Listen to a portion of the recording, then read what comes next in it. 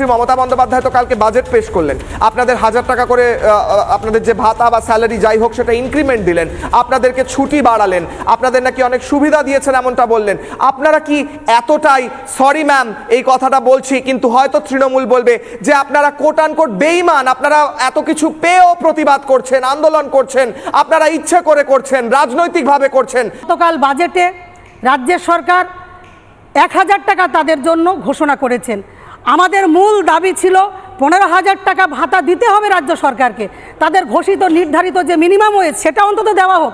এইটা কিন্তু তার ধার কাজ পর্যন্ত গেল না, কিছু বাম হস্তে যেটা দেওয়া, এটা আমরা মনে করছি আমাদের খুবই অমর্যাদা করা হলো, আমাদের দাবিকে অবমাননা করা হলো। আমরা কিন্তু এতে খুশি নই, কোনো কর্মী তাতে খুশি হয়নি।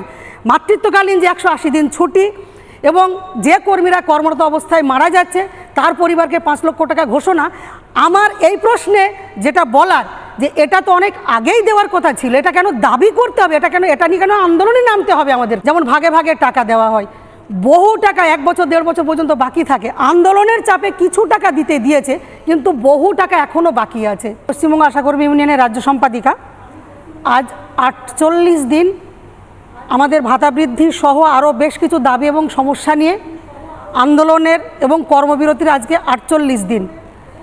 এই 48 দিনে আমাদের কয়েকবার আমাদের এই দাবি নিয়ে কলকাতার রাজপথ গোটা পশ্চিমবঙ্গে পথে নামতে হয়েছে।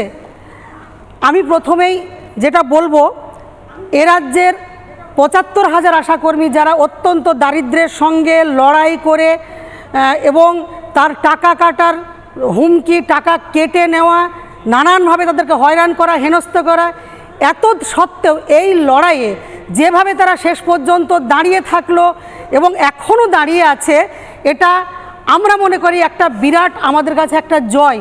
এরা কত কম পয়সা পায়, তাদের কত কাজ, তাদের কত বঞ্চনা, তাদের কত হয়রানি, এটা কিন্তু সাধারণ মানুষ জানতো না।